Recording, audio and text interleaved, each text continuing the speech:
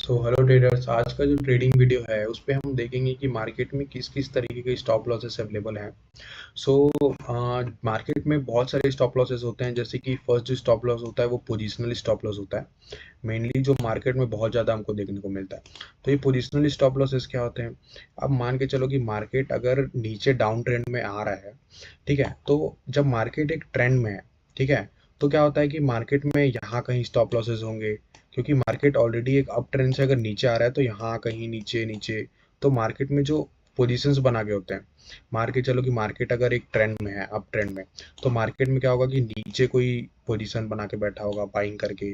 फिर अगर मार्केट कोई ब्रेकआउट दे रहा है तो कहीं किसी लेवल पे बाइंग किया होगा। तो ये सारे क्या होते हैं, पोजिशनल स्टॉप लॉसेस होते हैं। तो इनको मार्केट में जनरली कौन बना के बैठता है? जो बड़े ट्रेडर्स होते हैं, ठीक है, रिटेल ट्रेडर भी होते हैं, मतलब बहुत सारे ट्रेडर्स होते हैं जो पोजीशंस बना बना के बैठते हैं। उसके बाद जो स्टॉप लॉसेस होते हैं वो होते हैं साइकोलॉजिकल लेवल्स। साइकोलॉजिकल लेवल्स मतलब जैसे मान के चलो कोई 54,000, जो थाउजेंड्स के लेवल होते हैं, 500 के लेवल होते हैं, ठीक है। तो ये लेवल पे क्या होते हैं कि लोगों को लगता है कि जनरली मार्केट यहाँ से क्या होता है, रिवर्स होता है, ठीक है। जैसे कि ये 53,000 का लेवल हो गया, ये 52,000 का लेवल हो गया, ठीक है। तो मार्केट जब मान के चलो यहाँ से ऊपर आया था, तो ये 52,000 के लेवल के आसपास आपको आप देखेंगे कि बहुत लोगों ने शॉर्ट किया होगा।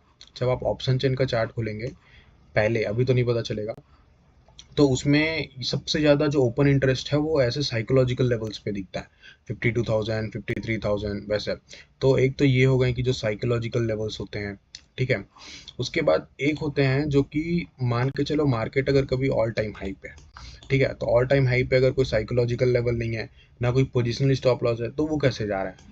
तो मार्केट में क्या होता है कि मान के चलो अगर ऑल टाइम हाई पे है तो लोगों को लगता है कि मार्केट यहाँ से गिरेगा, तो वो क्या करते हैं, सेल करते जाएंगे, यहाँ सेल करेंगे, यहाँ सेल करेंगे। तो उनको क्या मिलता है कि जनरली स्टॉप लॉसेस मिलते रहते हैं। तो मार्केट क्या करता है, धीरे धीरे धीरे धीरे ऊपर चढ़ता जाता है, ठीक। और एक और स्टॉप लॉस होता है जो कि क्या होता है, ऑपरेटर के होते हैं। वो कैसे पता चलेगा? देखो, मान के चलो कि ये एक लेवल है 52,000 का, ठीक है। तो कोई बड़ा ऑपरेटर अगर यहाँ आके सेल करता है, ठीक, तो मान के चलो उसका स्टॉप लॉस कहीं भी होगा, वो हमको पता नहीं चलेगा। बट मार्केट अगर इतना नीचे आया तो वो क्या करेगा, एक एक छोटा सा कैंडल बनने पे या एक दिन मार्केट ऊपर जाने पे वो कभी अपना स्टॉप लॉस नहीं देगा, ठीक है। तो जब मार्केट इनका स्टॉप लॉस हिट करेगा ना, तब आपको ऐसा मोमेंटम देखने मिलेगा, सिर्फ ग्रीन कैंडल्स, ये जो ग्रीन कैंडल्स दिख रहे हैं, ये जो ग्रीन कैंडल्स दिख रहे हैं, ठीक है। तो ये भी स्टॉप लॉसेस मार्केट में अवेलेबल होते हैं। तो ये क्या होते हैं, थोड़े हिडन स्टॉप लॉसेस होते हैं जो सबको नहीं पता होता।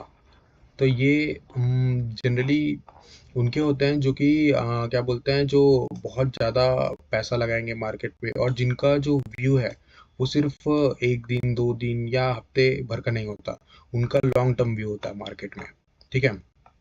और मान के चलो मार्केट जब डाउन ट्रेंड में है, ठीक है, तो डाउन ट्रेंड में भी बहुत सारे स्टॉप लॉस होते हैं। एक एक्स्ट्रा ऐड होता है, वो होता है इन्वेस्टर्स का, क्योंकि देखो अप ट्रेंड में तो कोई इन्वेस्टर वैसे ज़्यादातर मार्केट छोड़ता नहीं है, ठीक है। लेकिन जब वो डाउन ट्रेंड आता है मार्केट में, जब सेलिंग होता है, तब जो बड़े बड़े इन्वेस्टर्स होते हैं वो क्या करेंगे, अपने पोजीशन एग्जिट करते हैं। अगर किसी ने स्टॉक्स खरीदा होगा या कोई म्यूचुअल फंड कर रहा होगा या कोई कुछ भी कर रहा होगा, तो वो क्या करेगा, अपने पोजीशन से एग्जिट करेगा। तो उसकी वजह से मार्केट क्या होता है कि और उनको नए नए स्टॉप लॉसेस मिलते जाते हैं, ठीक है। ये रीजन था कि मार्केट जब यहाँ से डाउन ट्रेंड में था, निफ्टी के चार्ट में, यहाँ से जब मार्केट डाउन ट्रेंड में था, तो उसको क्या हो रहे थे कि जो इन्वेस्टर्स होते हैं, ठीक है, वो पैनिक में एग्जिट करते जाते हैं। तो क्या होता है कि कुछ ऐसे लेवल्स होते हैं जो बहुत इंपॉर्टेंट होते हैं। मान के चलो कि 23,000 का जो लेवल है, ठीक है, 23,000 का जो लेवल है वो बहुत इंपॉर्टेंट लेवल है।